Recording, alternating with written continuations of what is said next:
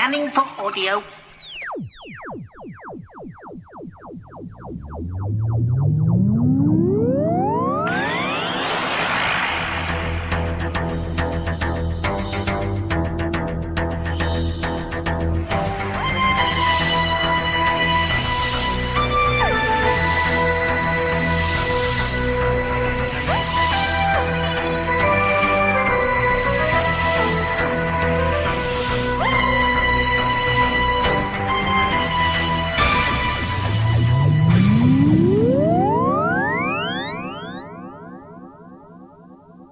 Hello and welcome to the Tin Dog Podcast's 1000th episode.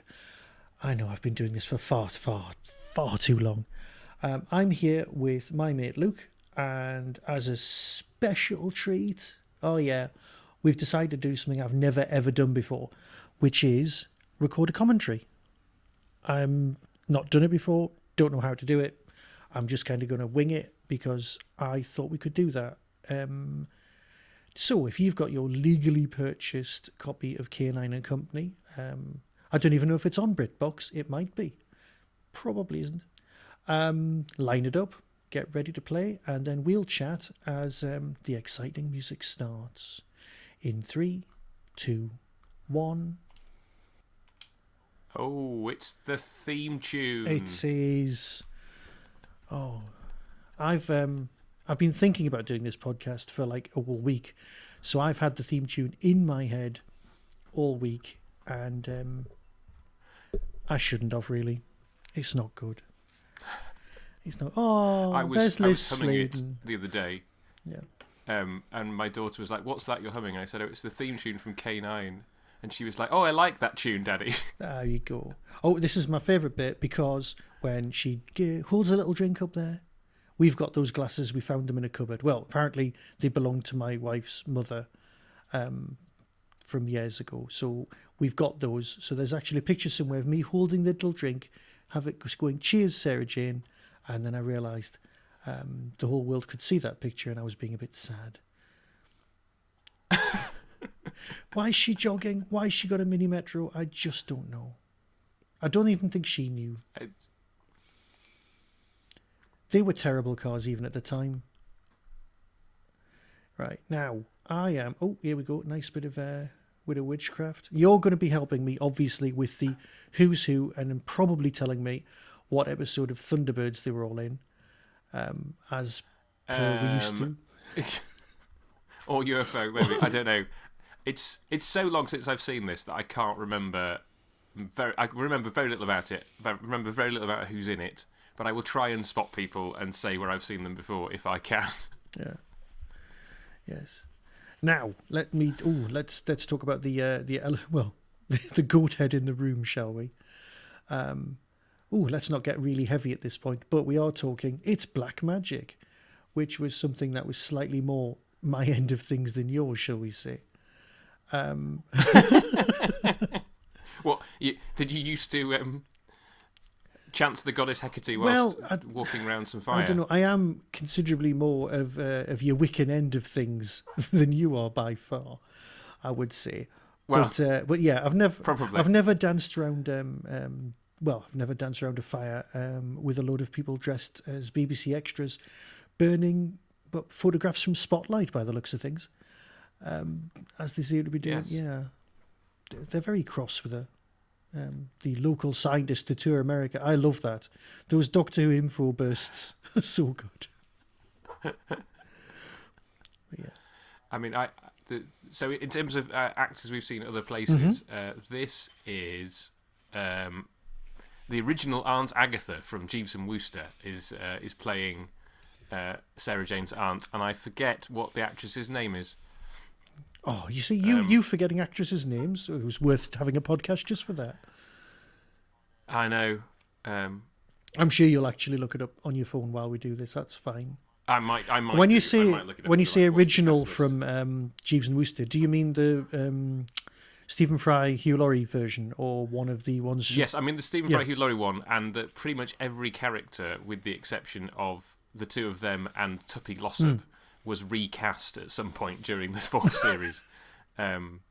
And so the fun fact that I like is that the fifth incarnation of Doctor Who is married to the third incarnation of Madeline Bassett. um,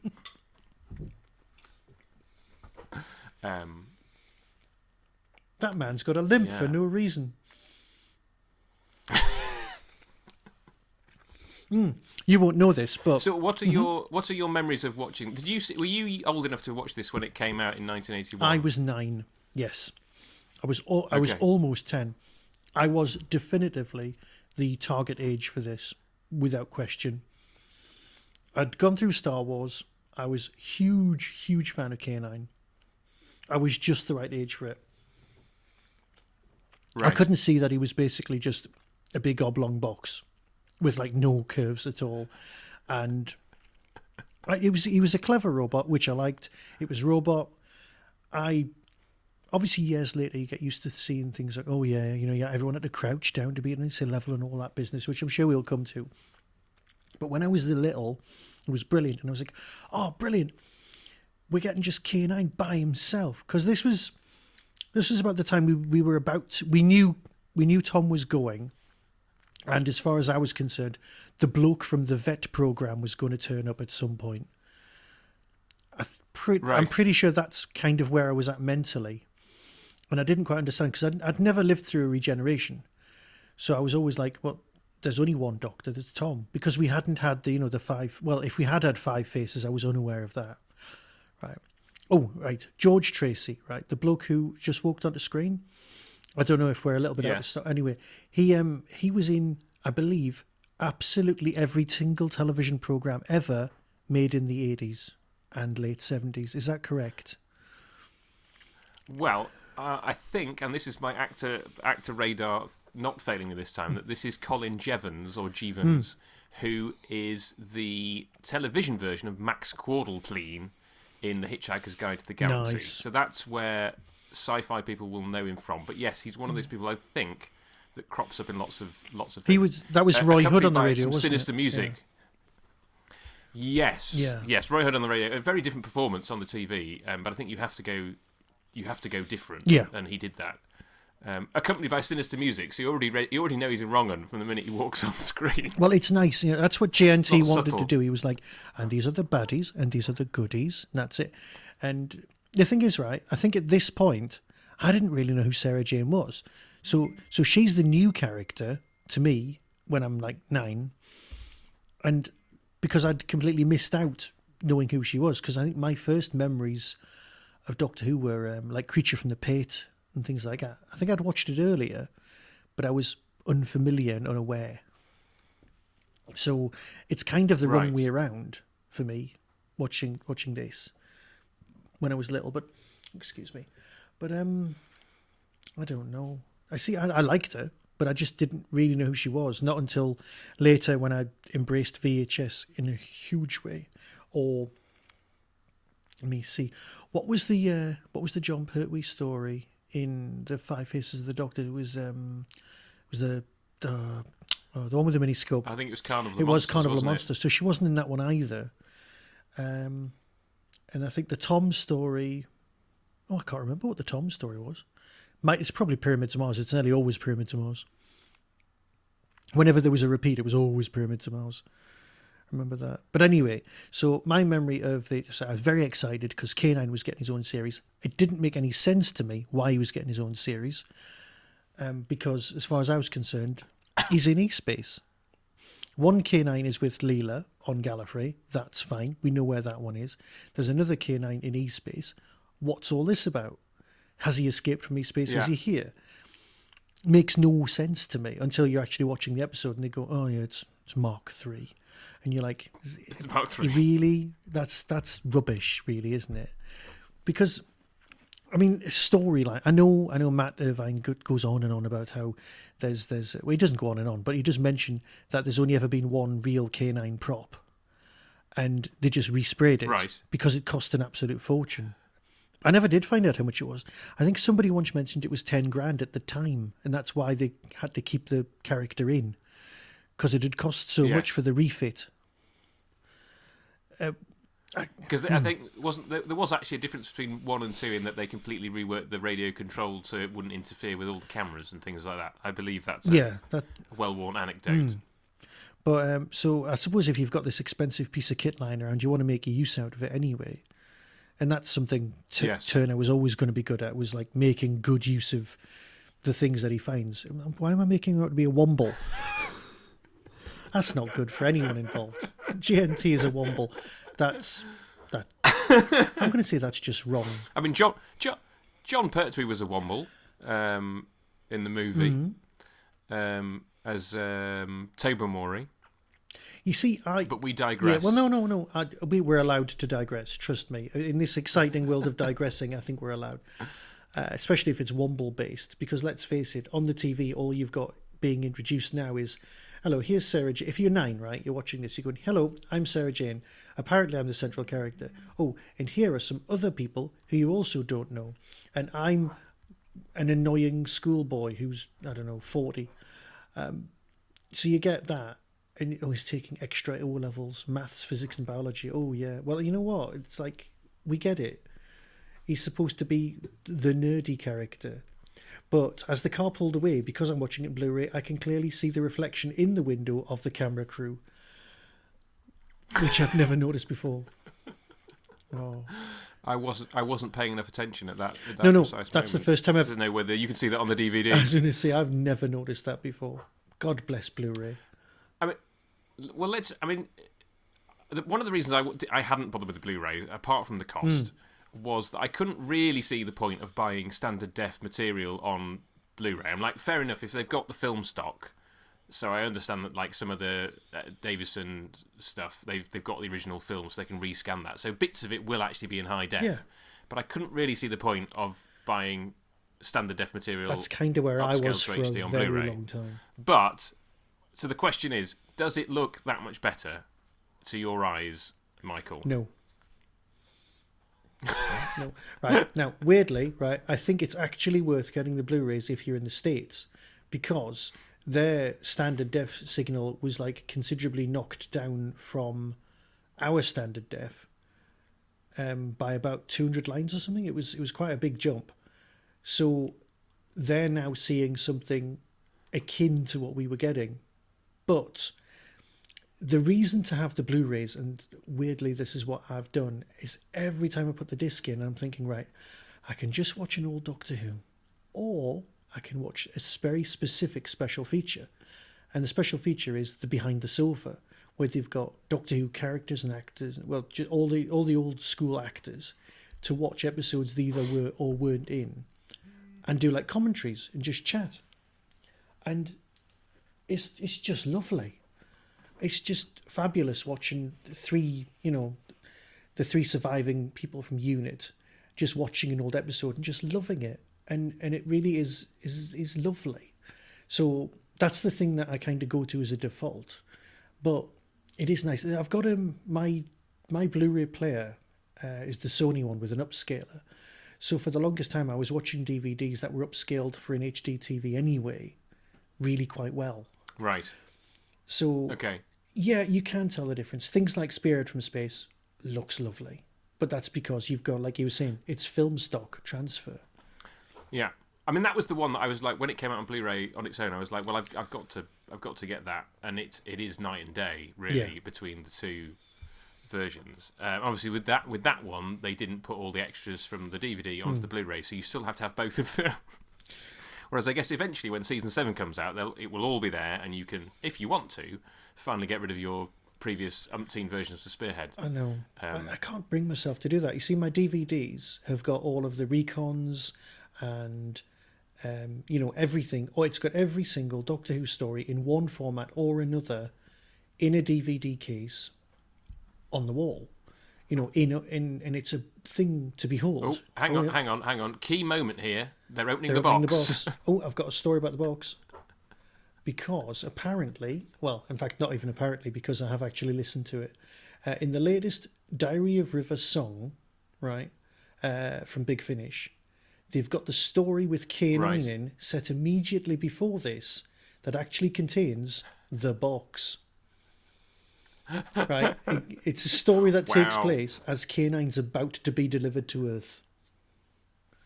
That is how Wow. far Big Finish have come with trying to find a place for stories to fit. After 20 odd years, they've made canonical the delivery of the box that had K9 in it. It's got ears, it's got a tail, it's a mechanical dog, it's got no legs, it's got massive wheels. I mean, I feel that, like I said, I haven't watched this since it came out on DVD, which is 13 years ago, and I'm already enjoying it more just because we're chatting over it. But I feel, from what I've actually taken in, that this is deathly dull, and we're already about a quarter of the way through. I know. The thing is, I'm Mark 3. Okay, did everyone get that? Mark 3. Not Mark 1, Mark 2, Mark 3. Okay, are all the fans happy now? Sorted. Oh, and yeah, let's do the theme tune there in the incidental music, just to make sure that you're keyed into the Doctor sending it. Brendan's laugh. Oh, yeah. Another reason to dislike the episode. Can I just say, right, if ever you're making a model of K9, which I know I will at some point in my life, those ears are apparently very, very, very difficult to pull off with the twiddly round bits. Ah. Yeah, I think what I'll be doing is... I'm surprised you've not tried before. Of course I've tried before. My first attempt was in 1981. It was cardboard made with sticky black plastic. Many years later, I've done the cardboard one. Well, I photocopied, because obviously I'm not an idiot. I had the K9 and K9 and Other Mechanical Creatures book from Target, which has got a make it your own K9 kit in it, which you can photocopy, or cut out the book, because, mad people would do that. And then make your own kit. So obviously I made a few of those. I had the Dapol K9. I've got the Funko Pop K9, which apparently on eBay is worth 175 quid. I think that's only if it's in its original box, which mine so isn't. Let me see. There was the Dapol one. There was the pullback one. There's a Corgi one, which comes in the nice big 30th anniversary tin. There was the one where you pressed the button on the back and it talked. I had that one. Let me see. And of course, there was the ones for the new series when that one came out. So, yeah, I've had my fair share of K9s. I was just well smitten. In fact, to be utterly honest with you, when I was really small, well, I say really small, when I'm 10, right, I had all of these toys. I had a K9, I had an R2-D2, a C-3PO. It must have been later because I had the glove puppet of Yoda. I also had a plastic clam you could have in the bath. And that's not a euphemism.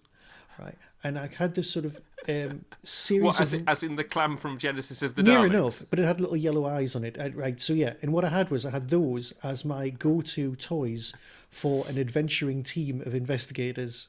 That was what I was doing when I was little. And K9 was, of course, in charge.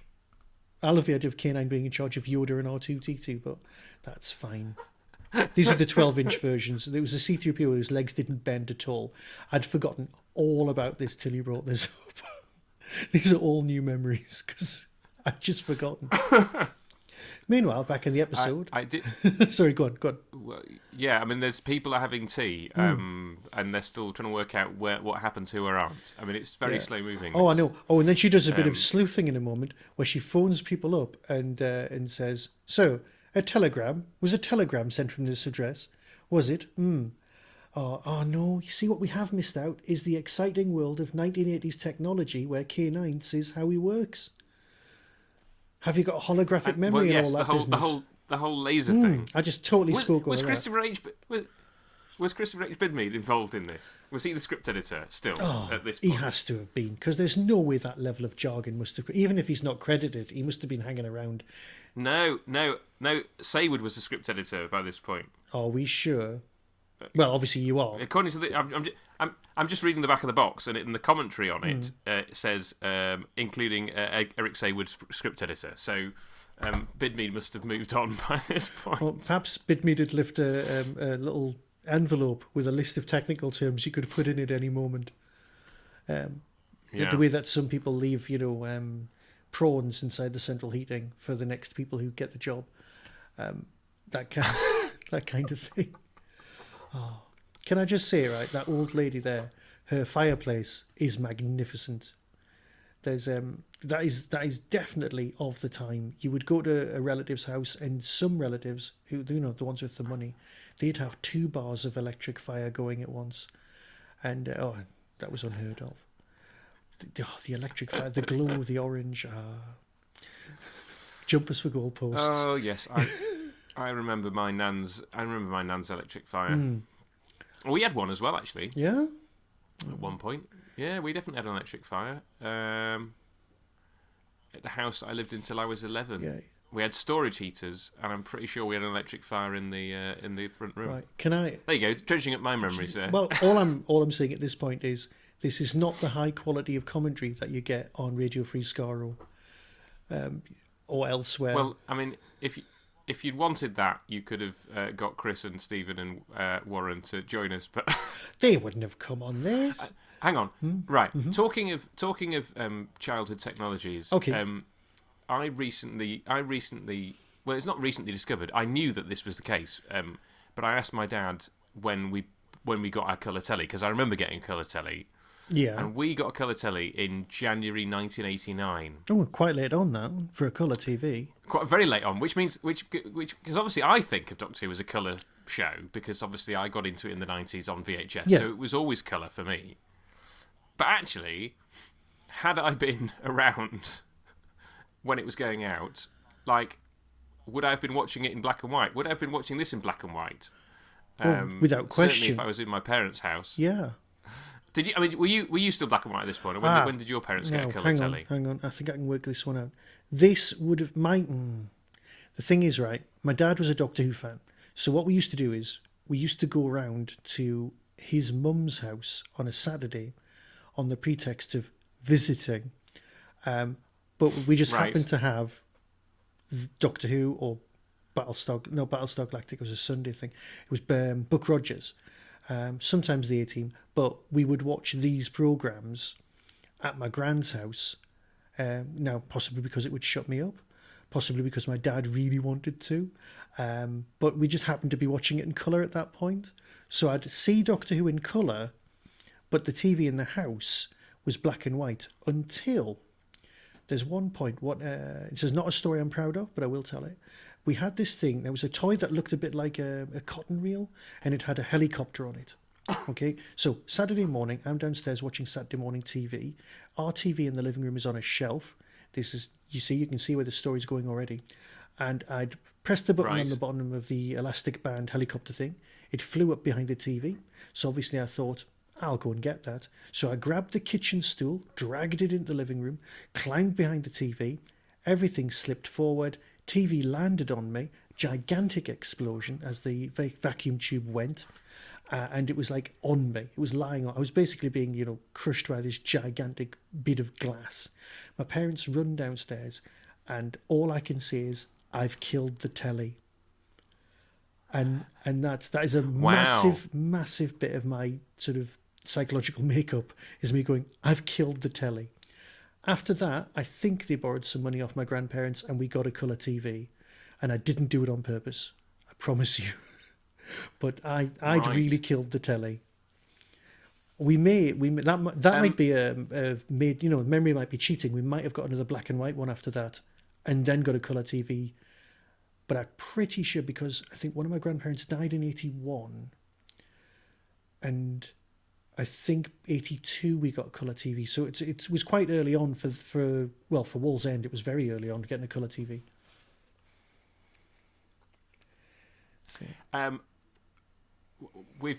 Should we talk about K9 attacking members of the local populace? Completely right. This is. He's actually fired his laser beam quite early on. I'm supposed to stay on target for this one, aren't I? Oh, K9 bleeping. No, it's that's fine. Useful. You don't. Yeah, I was going to say it is K9 and Company. K9's on Earth. There is some witchcraft. And let's have a joke with a gnome.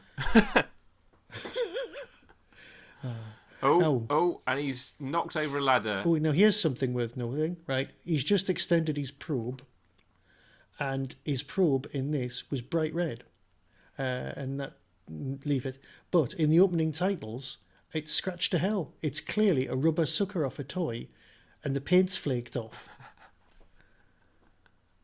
He's going to escape. He literally was held in place by the old school tie Is that a metaphor for class war? He was.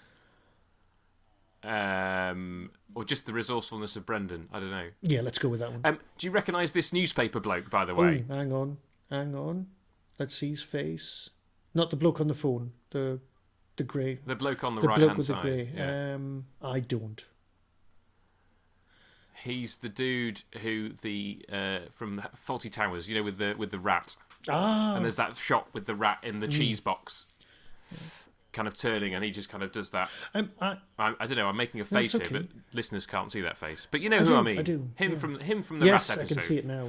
Oh, here's something. The other day, I was just on Twitter, and somebody was talking about Faulty Towers, and they mentioned in passing something that I needed to check with you to find out if it's true. It's much easier to talk to a human being than to say, look something up, and it's that the gap between season 1 and season 2 of Faulty Towers was 4 years.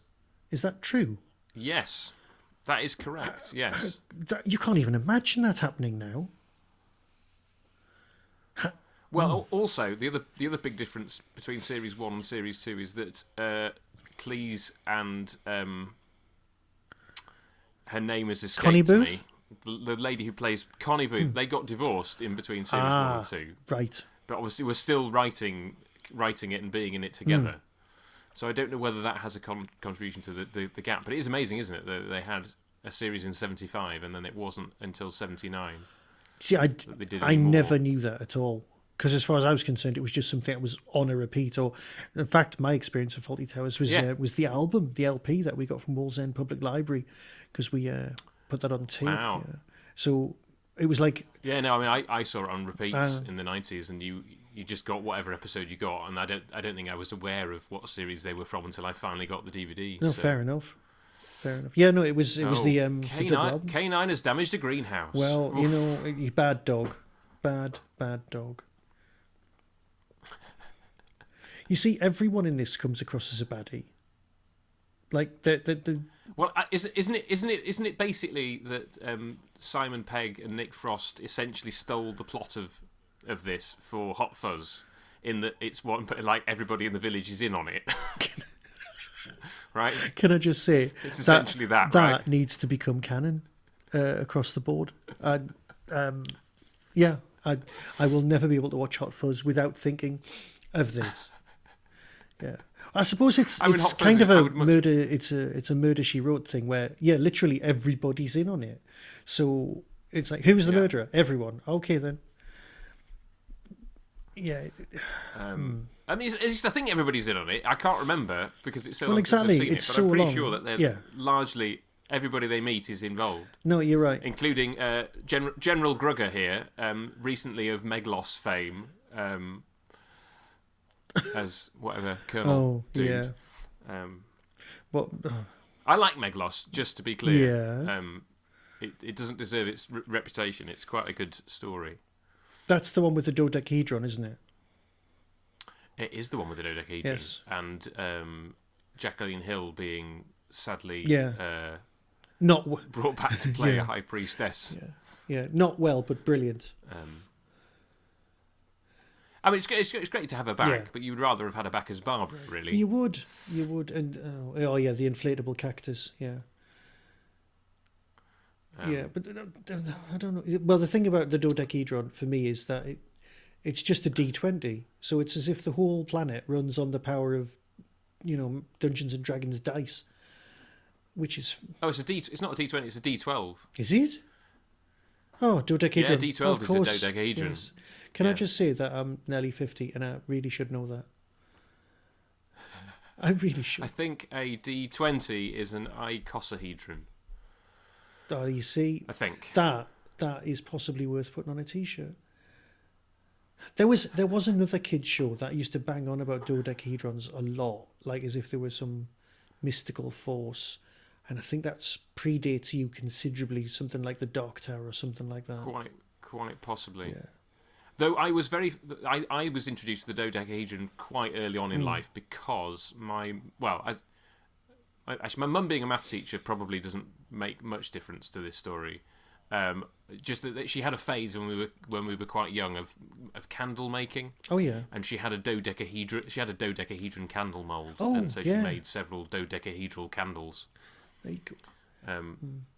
So I remember learning what a dodecahedron. So I think it was one of those things that Doctor Who didn't teach me, because by the time I read the book of Meglos, I already knew what a dodecahedron was. See, right? Can I just say, for the longest of times, I thought the guy on the left in the biker jacket, who doesn't want anything to do with the witchcraft, I thought him as an actor was Daniel Peacock, is it? Who was in one of the McCoy stories, also wearing a leather jacket, because obviously my standard def TV was so bad I can't tell the difference between actors at all.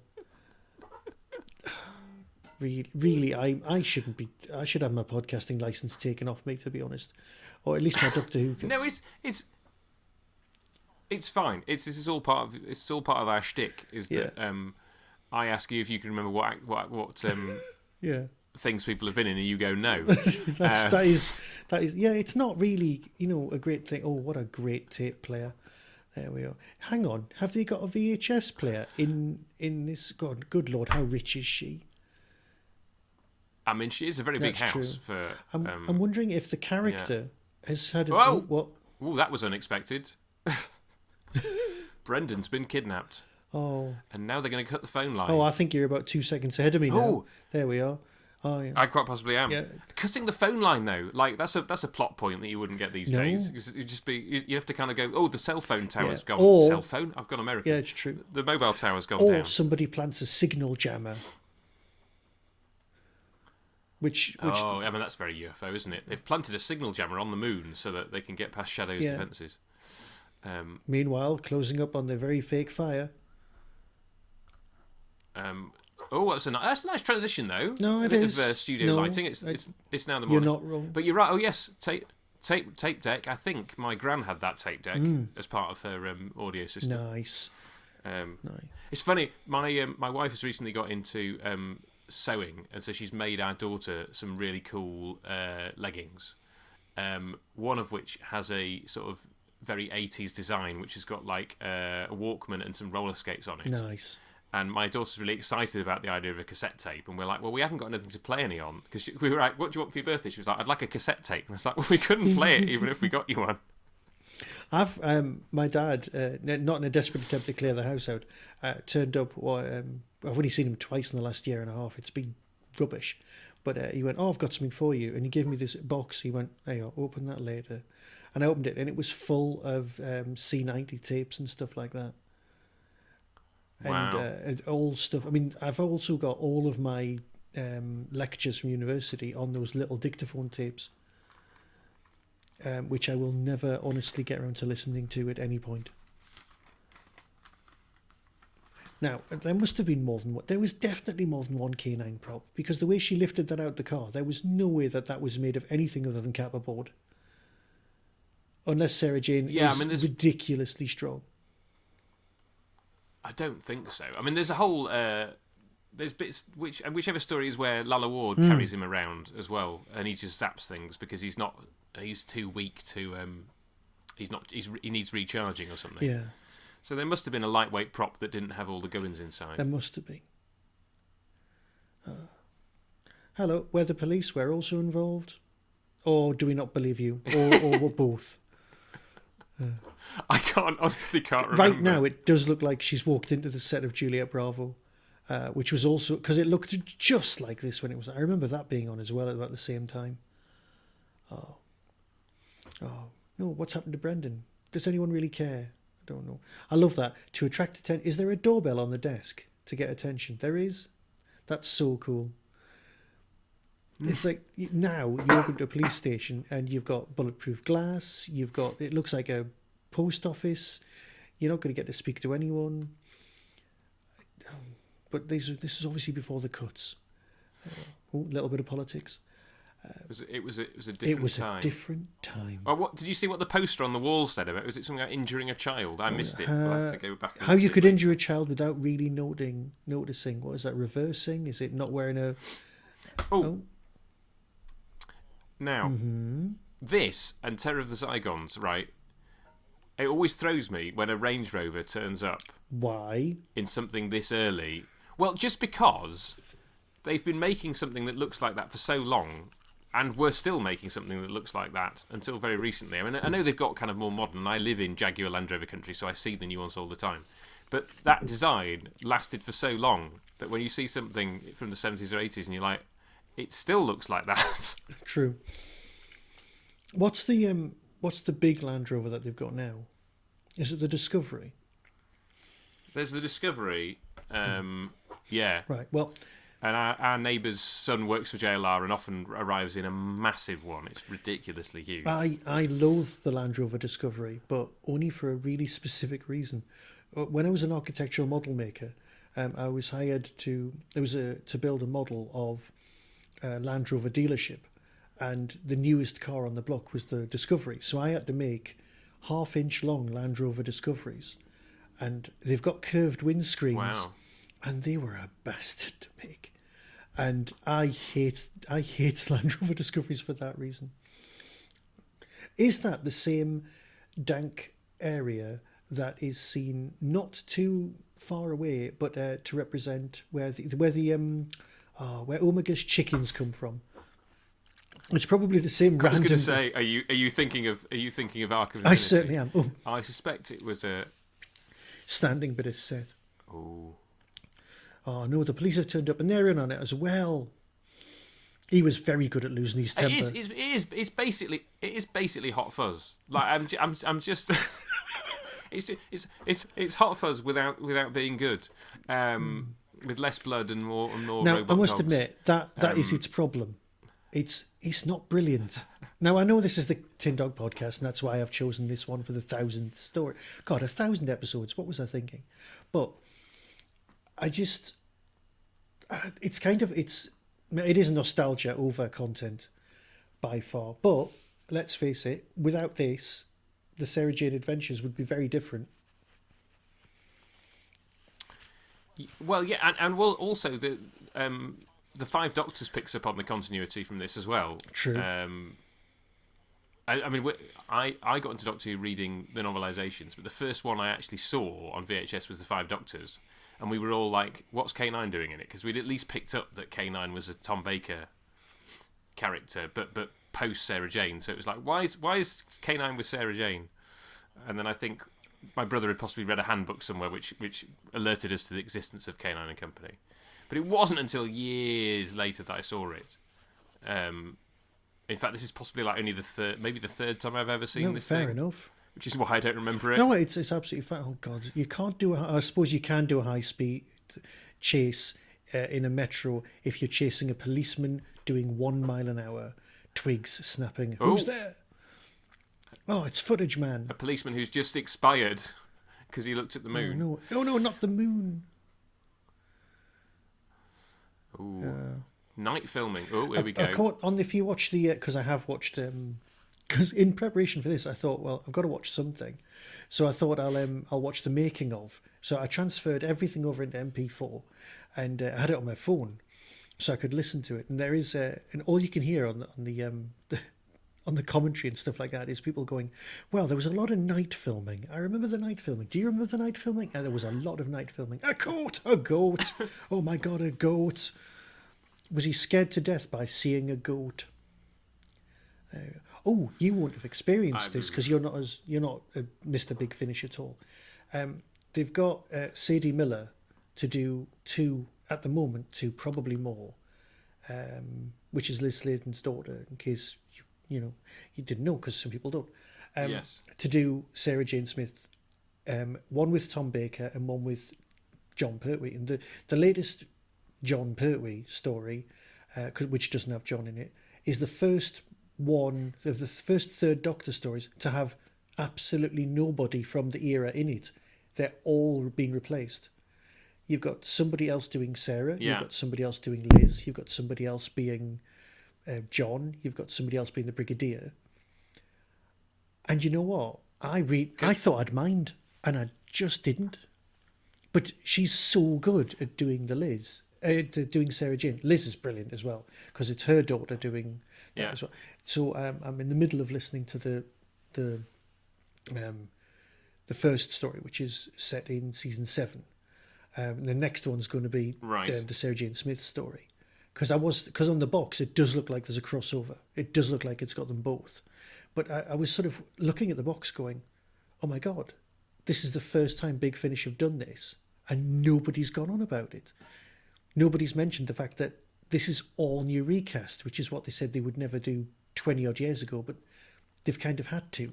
And I don't think we mind. Yeah. I mean, it's something that I'm just like, it's not for me, but I recognise that if other people enjoy it, then why not? Yeah, fair enough. Um, Yeah, I suppose it's going to go under the radar because everyone's just so excited about the Eccleston stuff being just in existence.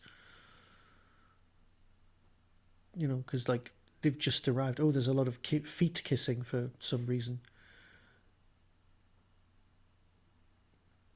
You see, oh right, now this is something that because I know you read the Target books, but the following Christmas from this. Now, obviously, there wasn't a spin-off series. This was a backdoor pilot, if such a thing existed at the BBC. But there was a K9 and Company annual.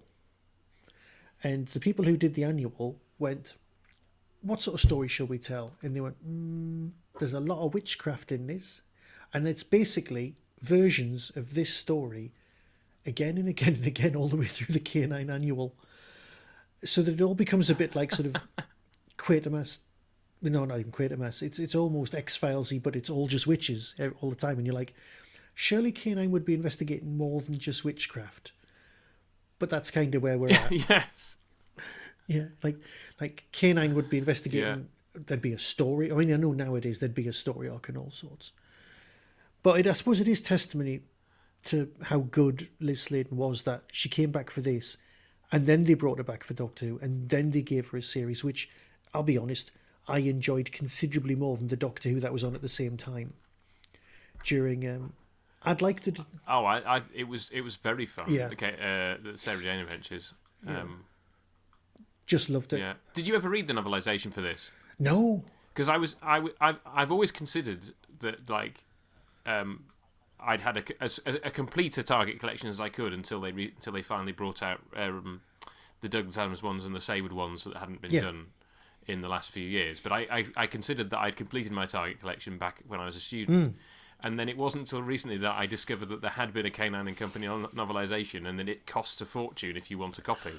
And I'm like, I'm not that bothered. The thing is, but it's one of those things where you're like, oh, is it a complete Target collection unless you have this one? Well, I may already own it.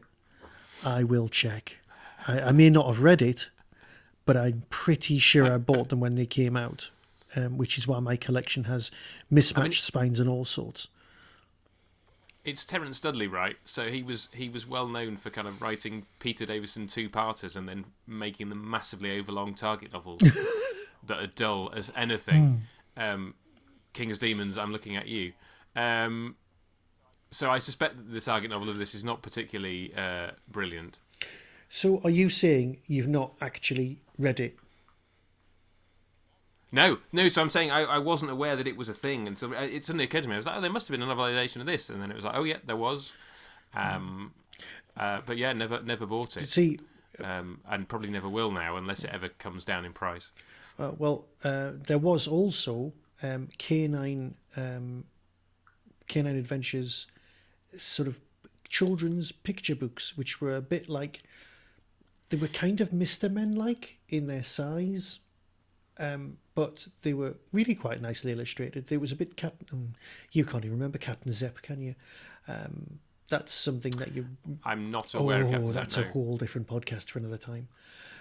Anyway, so it's quite sort of the 80s, very gradient colours. But anyway, this was K9, who was now K9 Mark 1, but doing special missions for the Time Lords.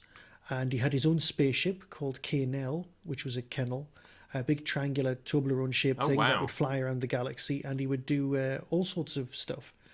And I think there was 3 of those, and the PDF of them, I was pretty sure, is on one of the discs somewhere. But yeah, they're almost worth tracking. I know I did actually kind of love those at the time, but mainly because I just wanted anything. But here we are. How to injure your child without really trying. Zoom in. Come on, hold the camera still on the... Okay. I can't believe that we're most fascinated by the safety posters. That does not bode well for this story. And we're in a graveyard. I'm also trying to look up where Sarah Jane's car was registered. Oh yeah, that's become a thing, hasn't it? We're looking at registration plates and stuff. But KR doesn't seem to... is not on this list that I have. Bizarrely enough. So I can't tell you. So basically, in this scene, K9 is being used literally as a sat-nav. He's looked at the map and he's worked out what all of the signs are and he's giving directions. But they've never ever released a K9 sat-nav because that would be the best voice. You'd be like, oh, we need to get John Leeson to do it before he I'd dies. love that. That's probably not the way we ask him. K9 sat nav. It would be lovely. I'd love that. You've met him, right? Yes, twice. Very, very briefly. Yeah. Yeah. I tried to get him to sign my copy of Whostrology, but I like to get people to sign it on their birthday, and he wouldn't tell me when his birthday was. Right. So that didn't go down well. I was like, I don't want to know how old you are. I don't care, because you'll always be 20 odd in my head, right? But that's not I mean, he's one of those people whose voice, as far as I can tell, hasn't really aged at all. He was the original Bungle, wasn't he? Or was that a urban myth? He was the original Bungle, yeah, in the pilot episode, along with Peter Hawkins of Dalek fame as Zippy, and then obviously Peter Hawkins was replaced by Roy Skelton Of Dalek fame. and I forget who of Dalek fame, and John Leeson was replaced by somebody else who wasn't related to Doctor Who at all. Yeah. And eventually But who looked considerably less freaky. Yeah. Oh no, that was a terrible Bungle. costume. That was awful. Oh, it was awful. Ken is like, hurry, mistress, because I'm not fast enough. Yeah. Apparently, according to the making of, at this point, K9's being pulled along by string because his motor finally gave up. That does not surprise me. I know. Yeah. I think, have you seen the really... And obviously, the way I'm going to frame the question is going to give away my feelings on this. Have you seen the really dodgy Australian K9? No, I Now, haven't. you know how much of a fan I am, and even I've only seen episode 1. No, I haven't seen... It just looked a bit dodge, to be honest. Okay. And I know it had Bob Baker involved, and I do like Bob Baker, Yeah. but if in doubt, shoot up a whole... right, okay. Oh, she gets to punch and kick. Right, it's Sarah Jane, the action hero. God, yeah. Can I just ask? Right. Oh, well, is it? Oh, it is actually her. He must have been freezing. Yeah. Well, she's got a tracksuit bottoms on, so she'll be fine. What was I going to say? Yeah. Sorry, my head's just gone because Sarah Jane was being all action. Yeah, pull off the rubber-nosed monster. Good Lord, it's the woman we suspected all along. It's everybody's in on it. Yes. Yes, and over here, It is. pull this mask off, and the rubber nose on the mask goes as well because clearly it's from the joke shop and it's not a skull. So K9 shooting. He's got one gun. It comes forward, and yet he can manage to strafe the area in a variety of different angles. I always imagined there was some sort of strange moving crystal at the front that he could control. Either that, or it's a really bad effect. Have they not updated it for the Blu-ray? No, it's exactly the same. Oh no, they've just got the very expensive cassette tape thing from the upgraded DVD version and gone, yeah, we'll use that, mate.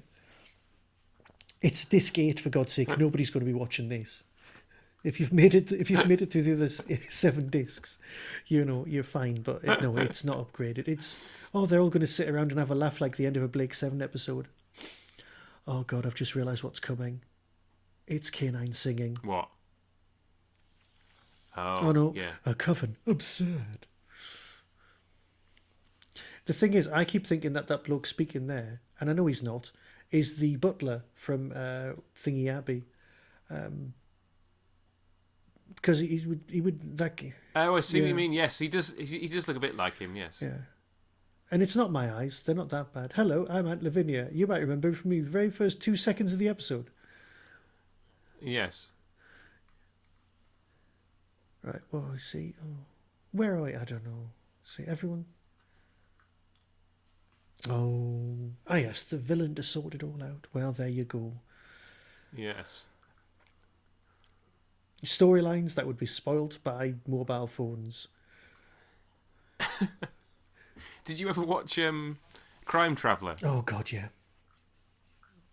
And there's an episode of that which relies on mobile phones being rubbish because they were sort of only just coming into vogue. Because he's trying to kind of text himself, or not text himself. I can't remember what he's trying to do. He's trying to cheat the lottery. Right. Oh God, K9 singing. This is bad. Even as a child, I found this cringeworthy. And yet, I did that. And there you go. And that was us being very, very distracted through an entire story from a disc. I'm sure at least 10 seconds of that was usable footage. But of course, I'll upload it all. I mean, I'm sure most people can. You can listen to this without watching the episode along, and it will mostly make sense because we're not really talking about the episode. So, oh yeah, title music by Futura Trench and Ian Levine. Mainly Ian Levine. Wow. Yeah. Yeah. Except apparently Dick Mills got John into the studio and just went, John, say K9. He went, okay then. K9. He went, thanks, that's a wrap for today. And he was going, you what?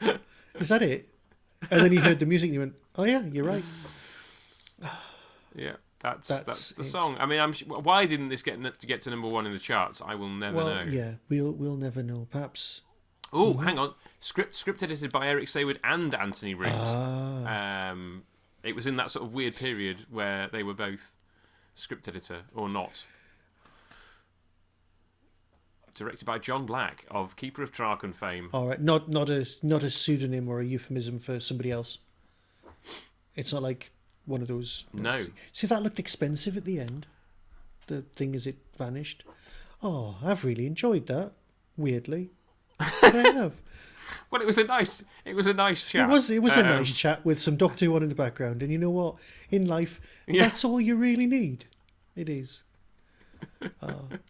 It's been a marvellous pleasure, and you can now switch off your legally obtained copy of K9 and Company. And of course, now that we know that the Blu-ray and the DVD play at the same rate, it was almost worth it just for that. So we have to have that in mind when we do our Prisoner podcast, because I've got the Blu-ray which is at 24 frames a second.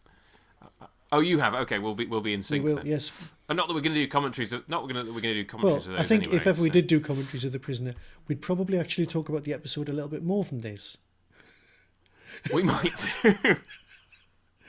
Well, anyway, Michael, hearty congratulations from me. I feel I speak on behalf of the whole podcast community in saying 1,000 episodes is a blowing amazing achievement. The fact that you've been going for that long and that consistently is amazing. So well done. You should get some kind of prize, but I don't have anything. No, but I will take a Hugo Award if there's one going. That's fine.